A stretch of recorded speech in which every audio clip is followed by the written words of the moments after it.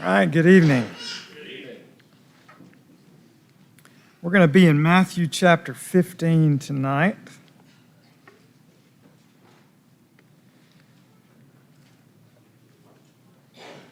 I don't know about you. If you, well, I guess I'll just ask. When you have new physical symptoms, do you look them up on Google?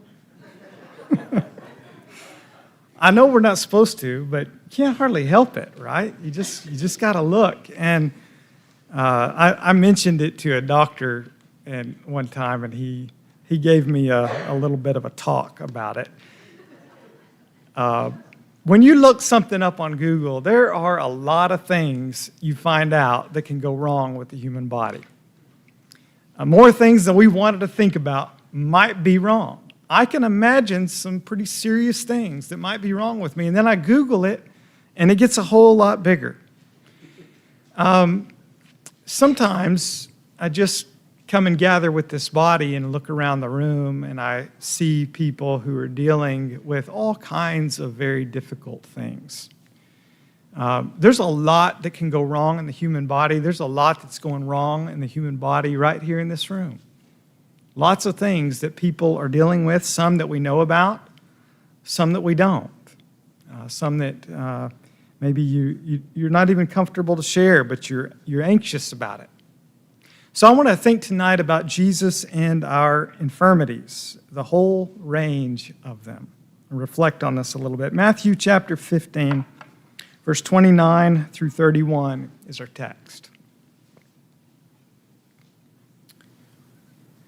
Jesus went on from there and walked beside the Sea of Galilee, and he went up on the mountain and sat down there. And great crowds came to him, bringing with them the lame, the blind, the crippled, the mute, and many others. And they put them at his feet, and he healed them. So that the crowd wondered when they saw the mute speaking, the crippled healthy, the lame walking, and the blind seeing, and they glorified the God of Israel. So if you've, hopefully you haven't gone to an ER or an urgent care recently, but I'm sure at some point we've all been there. Either we're there ourselves or we're visiting somebody.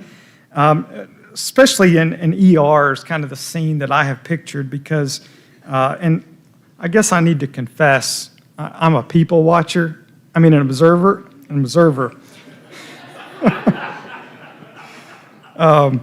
Maybe I'm the only one in here, but wherever you go, it's actually a lot more entertaining, but also just insightful to pay attention to the people around you rather than your phone.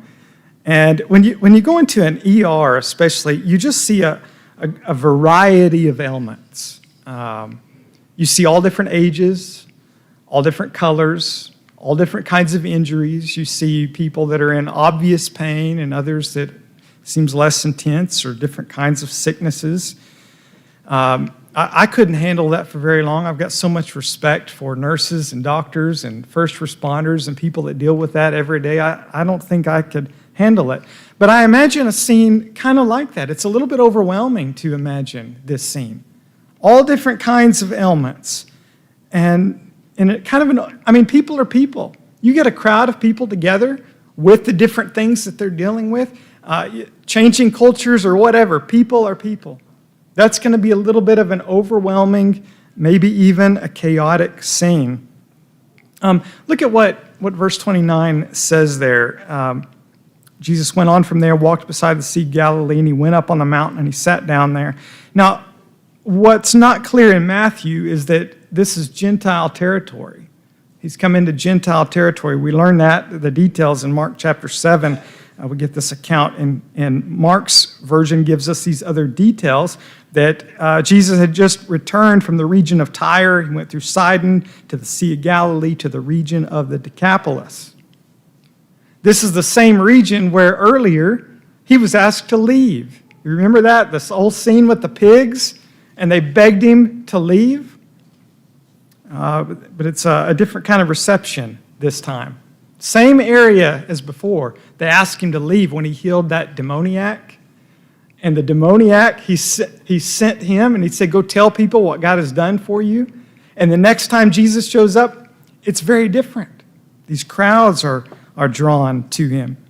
So he's in Gentile territory. He goes up on a mountain and he sat down. Now that's the normal posture for teaching. You expect him to teach. And I think probably he did. If you read on down in the passage, you'll find out he spends 3 days here. It's 3 days before the feeding of the 4,000. So I would presume that Jesus probably did some teaching, but Matthew is focused on the healing. And it says that great crowds came to him. Now, in Mark's account, well, actually, even in Matthew's, you read on, we find out 3 days later it's the feeding of the 4,000 men plus women and children. I don't know how many people were there when he first sat down, but it gives you an idea that we're not talking about just a handful of people. We've got thousands of people that are coming to him. I don't know if Jesus was an introvert or an extrovert, but crowds like that will test anyone. Matthew draws our attention to a particular set of people. So let's do some people watching, all right? I want to do some people watching. I invite you to kind of look with me. Matthew invites us to look at the people. Look at verse 30. Great crowds came to him, bringing with them. Just notice that these people brought with them, and it's a variety of ailments. They brought them. You see the italics part there at the end. They put them at his feet. People brought these people with various ailments. They put them at his feet. Literally, it says they threw them. I probably didn't throw them. One translator said they dropped them off. And I thought, I don't think they dropped them off. Maybe somewhere between that. They didn't throw them. They didn't drop them off. You do sense a little bit of urgency. I've got to get this person to that man that I've been hearing so much about. I don't think I had ever really noticed that the people that are with these various ailments did not come on their own. They were brought. They needed help. You picture a son or a daughter helping an aged family member up that hill.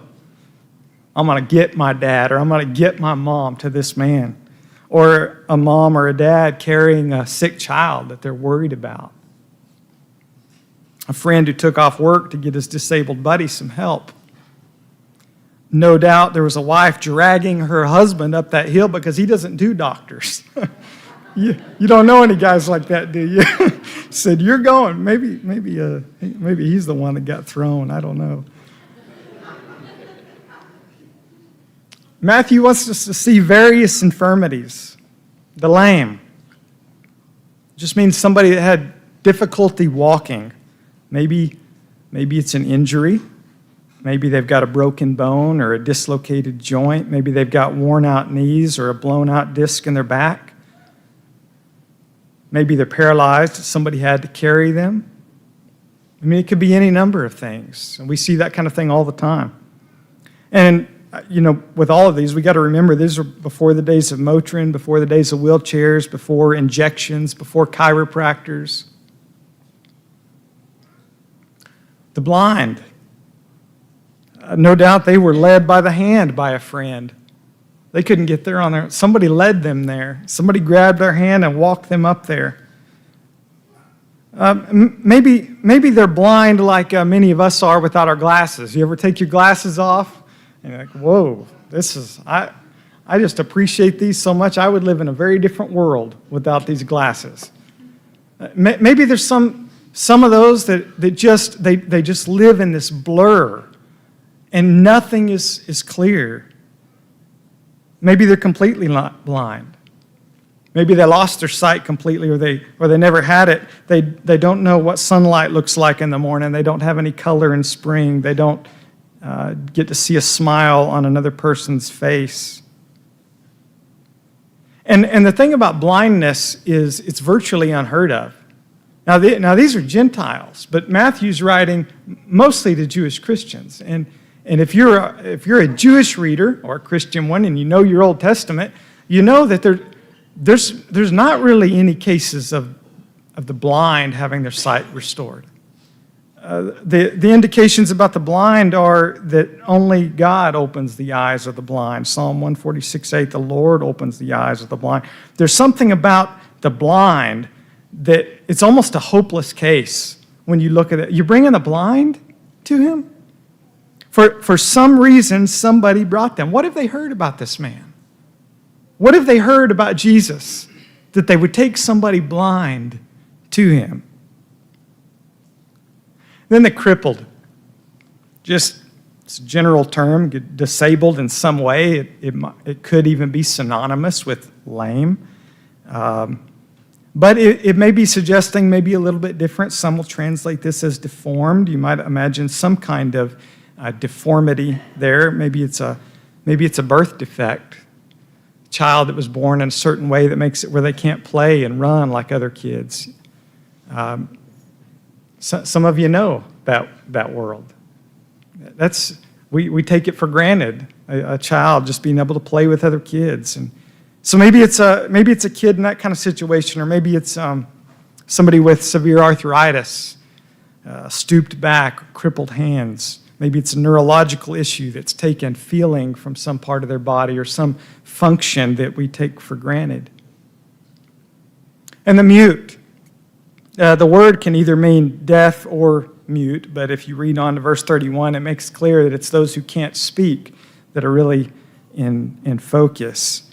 A person who can't speak, maybe it's because they can't hear.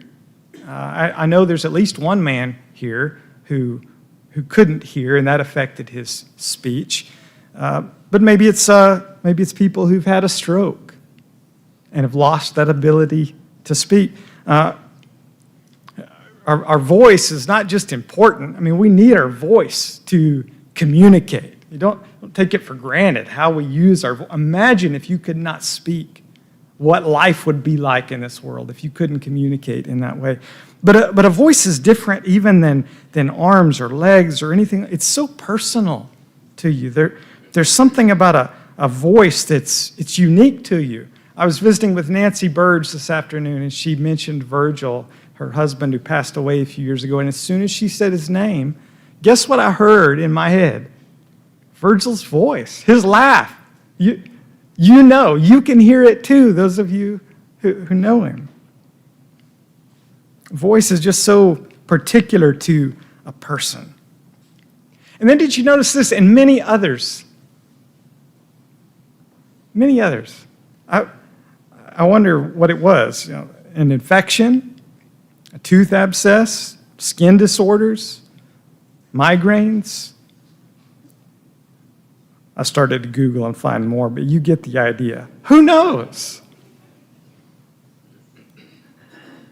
And he healed them. It's just so simple. He healed them. This great variety of ailments that plague our world and that bring us up short. What do we do? There's just some things we just can't fix. And he healed them. Now, it's remarkable in his ability. Who is this? Who does what goes beyond even where modern advances in medicine have taken us to this point? We look back 2,000 years ago and say, we can't do that. He healed them. But you don't just hear power, you hear compassion. And that's what Matthew wants us to hear. He tells us in Matthew chapter 9 and in Matthew chapter 14 that when Jesus saw great crowds, he had compassion. And great crowds will test you. But he sees the crowd and he has compassion. Real simple point tonight I want to make. Just Jesus cares about our physical infirmities. Jesus cares about your physical infirmities. This is telling us something about his heart, that he has compassion for people in these kinds of situations. We point out fairly often that a lot of our attention in prayer and as we pray as a church family is focused on physical things. And I think it's good to recognize that probably there are some things we ought to be praying about in terms of the kind of growth we want to see in the church, the kind of maturity we want to see in believers. But don't for a minute think it's not important to pray about physical things. You get those texts that say that somebody's gone to the ER, or somebody's having surgery, or somebody's undergoing test. It should never be beneath our concern to pray about those things because it's not beneath the concern of Jesus. Jesus cares about the whole range of infirmities that plague human beings. Psalm 6:2 says, "Be gracious to me, O Lord, for I am languishing. Heal me, O Lord, for my bones are troubled." I think a lot of people in this room know that prayer. You know what it's like to be languishing, to pray for healing. And I just want to stress to you, I am absolutely certain that the Lord listens to that prayer. He has compassion. He cares. He has time for those kinds of things. Now, obviously, he doesn't always heal as we hope. I mean, it's so clear to us. But I love that Matthew gives us these little snapshots. And all that Jesus is doing, we get these little snapshots that say, let me show you the heart of God who stops and cares and attends to those kinds of things. He cares about the things that you lay in bed at night and worry about. He cares about the things that you Google and stress about. He cares about the things that you don't even know how to pray about. You just say, my bones are troubled. Heal me. He cares. I'm absolutely confident of that. That is the heart of God. Now, Matthew wants us to see the wonder. He shows us these people who are brought. He shows us that Jesus healed them, but he's going to show us the wonder. It's not enough to just say, and he healed them. He wants us to see it. So look at verse 31. So the crowd wondered. They were astonished. I mean, wouldn't you? Wouldn't you be? He's doing things that we can't even do today with all the advances in technology and medicine. And really, he could have stopped right there. Matthew could have stopped. He could have said Jesus healed them, and the crowd wondered. But he goes through it again. He goes through the list. It's like, oh, let me show you this. I want to show you the wonder. Let me show you what the crowd witnessed. Look at what it says. When they saw. He wants you to get in the shoes of the other people who are there. What did they see? They saw the mute speaking. I suppose that means they heard the mute speaking too. But this is what they witnessed. People who could not speak now speaking. In Mark chapter 7, we get one of those actual incidents. There's this deaf man who has a speech impediment. And it's a really fascinating detail that Jesus took him away from the crowd privately, just alone with this guy. He puts his fingers in his ears. He spit and touched his tongue, which is always one of those head scratchers for us. But it's like, look at how involved he is, how personal, how close he is. And then I love that Mark gives us the Aramaic for what Jesus said. Usually, our New Testament's in Greek. And so usually we get, here's what Jesus said, and it's been translated into Greek because originally he spoke Aramaic. But every once in a while, they'll actually put in the Aramaic because it's like, I want you to hear, here's the sound that came out of his mouth. And I'm not saying it right, but Ephphatha, be opened. Jesus spoke to the man. Of course, he heard, and his ears were opened, and his tongue was released. And that voice that had been silenced was heard. And I can guarantee you there were tears. Because when you've not heard your own voice or somebody else's voice, it's so personal. Man, it moves deep in you. I don't know if you saw this recently. Randy Travis, who had, I don't know exactly a situation, I think something related to a stroke years back that has left him without the ability to use his voice, which is what we know Randy Travis for. Really good country music. If you disagree, you're going to get there. He's not been able to sing, but they used AI to reproduce his voice and allow him to produce a new song. It's called Where That Came From. And you can Google it and listen to it. It sounds just like him. It's a new song in the voice of Randy Travis. So whatever you think about AI, I don't want to get into that. It's pretty. It says something about who we are as human beings, that we want to hear that voice again. And then the effect of hearing that voice. I want to read to you what his wife Mary said. She said, "I remember watching him when he first heard that song after it was completed. It was beautiful because at first he was surprised. Then he was very reflective and listening and studying. And then he put his head down and his eyes were a little watery. I think he went through every emotion there was in those 3 minutes of just hearing his voice again." Something so deep. The mute were speaking. The crippled, healthy. Oh, that's a good word, healthy. Sound. You don't know how good healthy is until you don't have it. And you just do anything to just be healthy. The crippled were healthy. Arthritic, hands untwisted, stooped back, straightened. Maybe there's a kid playing on the hillside with other kids. A kid that couldn't run and play, now able to run and play. Maybe you saw the news story the other day. This little girl, Anu, I think is how you say her name, 7 years old. She got a new pink prosthetic. And I wanted to play video, but I had trouble with the video last week, and I decided I'd just put a picture and be safe. The video's great because it's much more than just she's got a prosthetic leg. It's seeing her accepted by the kids and playing with the kids, and she's just one of them. She's showing off her leg, and she's just out there running and playing with them.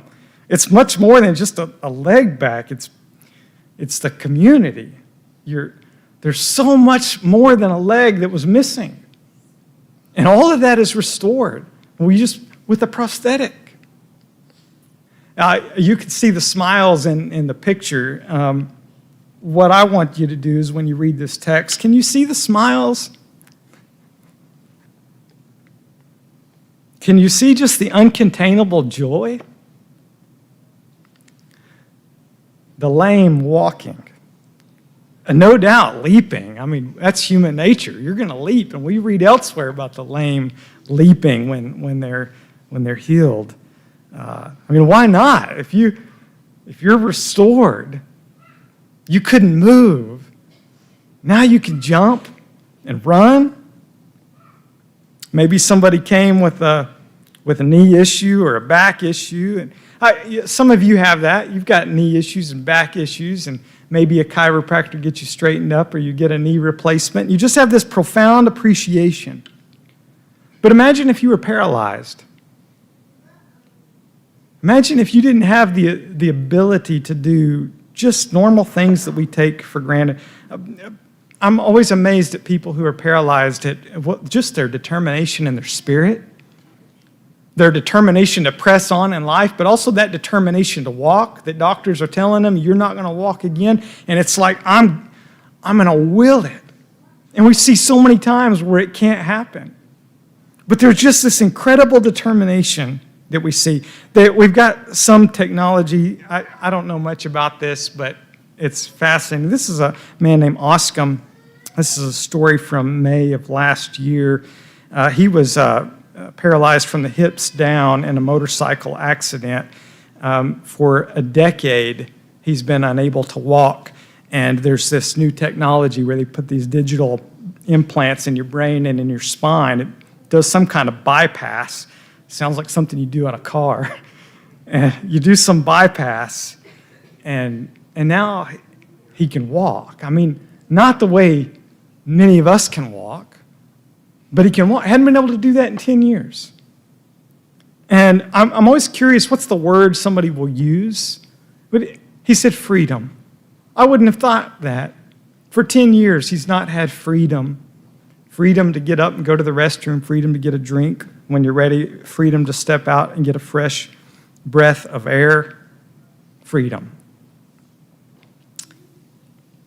The blind seeing. Can you imagine that? There's all kinds of videos. You've seen them. I think I've showed one before. Well, you've got videos of like little kids when they first get glasses and their mind's blown.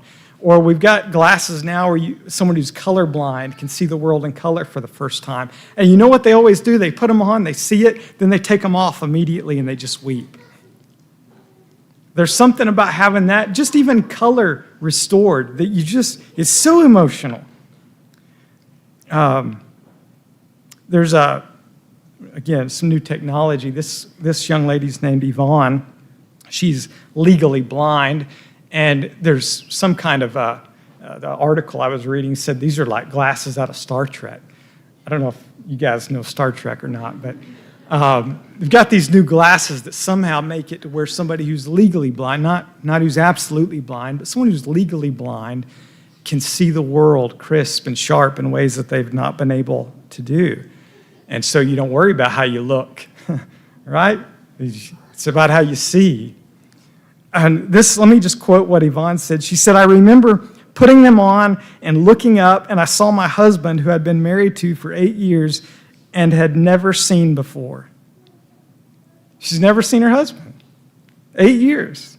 And my 2-month-old son, who we had just brought home from the hospital, and her husband was holding him, and it was the most beautiful image, like it's burned in my mind for the rest of my life. Man, I love that. And you notice in here that the blind there is last. Matthew changes the order. That doesn't work for I like things to be in they got to match. And Matthew, when he goes through the list again, he changes the order, and he puts the blind seeing at the end, right next to, "and they glorified the God of Israel." Because if you know your Old Testament scriptures, you know that the blind don't see. Only God opens the eyes of the blind. Who's this? Who's this man? You're starting to see it right here. You're starting to see who this man is, God in the flesh. Now, I've put up some images there of things we do with technology, AI-generated voice, pink prosthetic, digital implants, sci-fi looking glasses. And we can see how all of those, they're addressing something deep in the human spirit, something we long to have put right. And I want to remind you, we will see greater things than this. We will see greater things than what they're doing with AI and digital implants. We're going to see greater things than that. The healer will come again. We get a little snapshot, a small picture of what will be in the Gospels. He will come again. I was moved again by Isaiah chapter 35. This is written way in advance of Jesus, and there's echoes of it, clear allusion to it in this text. It's why I think those certain elements are singled out. Isaiah 35, verse 3 says this: "Strengthen the weak hands and make firm the feeble knees. Say to those who have an anxious heart, be strong, fear not. Behold, your God will come with vengeance, with the recompense of God. He will come and save you." Okay, so this is saying encourage people. They're anxious, they're struggling, they're weak. Encourage them that God will come. And when he comes, then the eyes of the blind shall be opened, and the ears of the deaf unstopped. Then shall the lame man leap like a deer, and the tongue of the mute sing for joy. So way in advance of Jesus, the prophet, inspired by the Holy Spirit, is saying, God will come, and when he does, you will see these things. Jesus comes, and we see these things, but it's like a little snapshot, only for a moment. And then we've got thousands of years where we still struggle with the same infirmities. And Isaiah is still telling us, inspired by the Holy Spirit, strengthen those weak knees, because God will come, and when he does, that will happen. Greater things than any specialist you go to can do for you. It will happen. Oh, it's so encouraging. I've talked about Johnny Erickson Tada before, paralyzed from the shoulders down at a very young age. He's lived an incredibly faithful life, very inspiring. I just want to share with you some of her words. She said, "I still can hardly believe it. I, with shriveled, bent fingers, atrophied muscles, gnarled knees, and no feeling from the shoulders down, will one day have a new body, light, bright, and clothed in righteousness, powerful and dazzling. She said it's ironic that for the first time I'll be able to wipe my own tears and I won't have to cry. Isn't that great? Can you imagine the hope this gives someone with spinal cord injured like me, or someone who is cerebral palsied, brain injured, or who has multiple sclerosis? Imagine the hope this gives someone who is manic depressive. No other religion, no other philosophy promises new bodies, hearts, and minds. Only in the gospel of Christ do hurting people find such incredible hope.